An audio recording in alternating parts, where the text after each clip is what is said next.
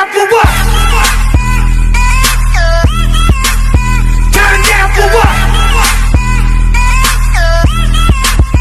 Turn down for what?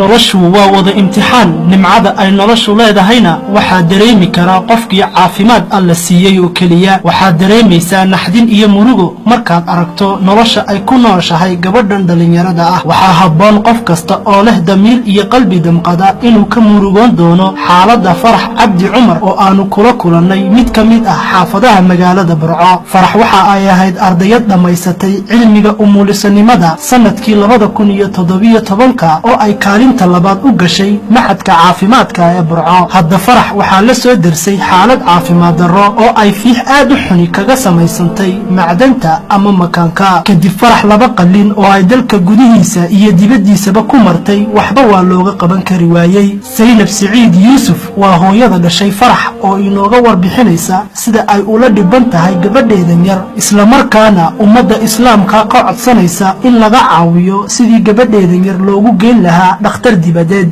magacayga waxa la yahay Saynab Saciid Yuusuf Cabdi waxaan ahay hooyada dhashay Farax Cabdi Cumar Raage Farax waxay ahayd ardayad dhigata maxadka caafimaadka ee Burco ku yaala iskuul neeraska Farax waxay qalin jabisay bishii 11aad ee sanadkii 2017 ayay qalin jabisay maalmihii imtixaanka laga qaaday Farax waxa la soo dirsay xaalad caafimaad darro dabeetana waxay ii sheegtay inay xanuunsanayso laba maalmood markii ay joogto waxay tii hooyo waxaan u maleynaa inay ku taala fiixid dabeetana halkaasaan ka kaxeeyay waxaan u geeyay kombiyuutar buu saaray markii uu kombiyuutarkii saaray wuxuu yiri inta waxa ku taala fiix naxdin baan halkii ka dhaqaaqi kari waayay dabeetana wuxuu yiri waa la qalayaa dabeetana ilaahay baan tala saartay dad baa igu yiri maxaad inta markiiba u dhiibaysaa ilaahay baan tala saartay waan qalayaa buu yiri gacanta waxba ka qaadan maayo dawada iska bixi maadaama ay tahay ardayda caafimaad dhigay subaxiiba uu qalay 9kii subaxnimo wuxuu ii sheegay in ay fiixdaasi ay intiriga ay haysato dabeetana uu labada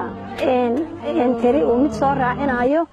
wuxuu igu yiri ka tali waxaan ku yiri soo raaci ka kale wuxuu yiri waa sida kelida qofka laga bixiyo kale way ku dhali kartaa dabeetana sidii ayaa inantii lagu qalay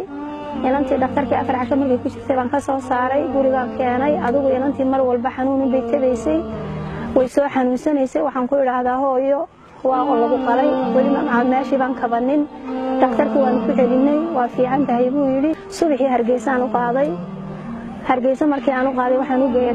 dhakhtarkii wuxuu ii sheegay inaan inantan laga qaban karin Soomaaliland waxba dabeetana dib baan halkan ugu soo noqday jeebkayguna markaa waa liitay dabeetana waxay igu yiraahdeen inantan waad qaadaysaa Itoobiya iyo Kenya ayaad geynaysaa nasiibka Itoobiya ugu aadiyay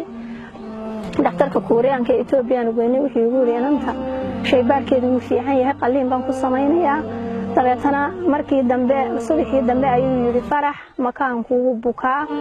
fiixduna way soo noqonaysaa haddaan makaanka la raacin waan saxeexnay 10kii subaxnimo qaliinka lala galay 10kii subaxnimo markii 4tii galabnimo ayaa laga soo saaray inantii baag dhiig laba baag halka ka xiran yihiin iyo katiitarkii kaadi oo dhiig ku socdo habeenkii halkii baan ku hayay 60,000 oo bir buu iga qaaday habeenkii sariirtan ku ay 2,000 bay ahayd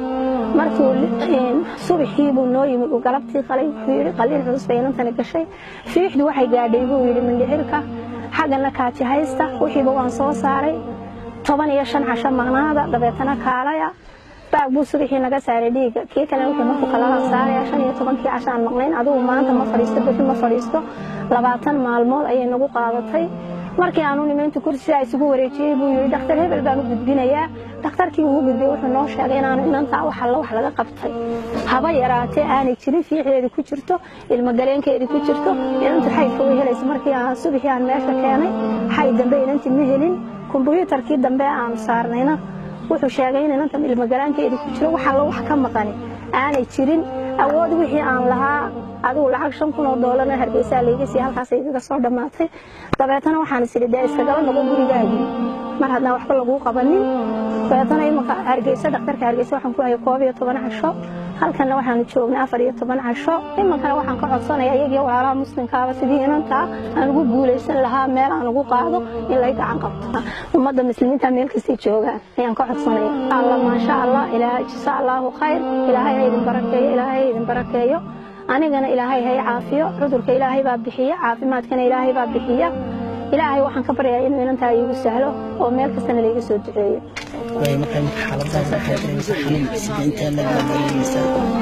xaaladaydu iska wanaagsan tahay xanuunna igama maqna fiixun baa igu taallaa meel walba way iga soo cadaadinaysaa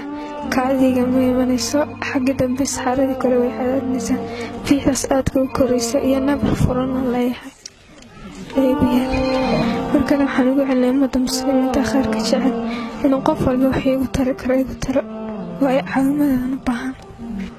فرح عبد عمر waxay ahayd ardaydeedii waxay ahayd ardaydaadii aad u qaaliya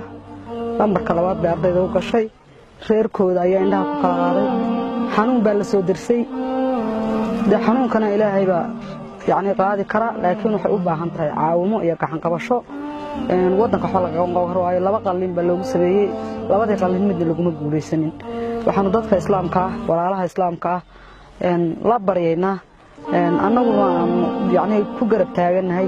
laakiin aanan wada qaban karin wada dabooli karin inanta baahideeda maadaama kharashka caafimaadku qaali yahay meel in loo qaadana loo baahan yahay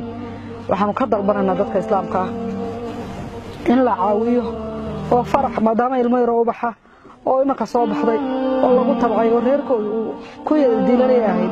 waxaan jecelahay in la caawiyo wixii laga caawin karo caafimaadka ilaahay baa bixiya laakiin maadaama wadanka waxba laga qaban karo laba qalin loo sameeyay wixii loo qaban karaa caawima in loo geysto biidnillaahi kariim si naxariis leh ayaan u darbarana in la soo caawiyo cid walba ka soo gacan qabato farax Turn down for what? Turn down for what?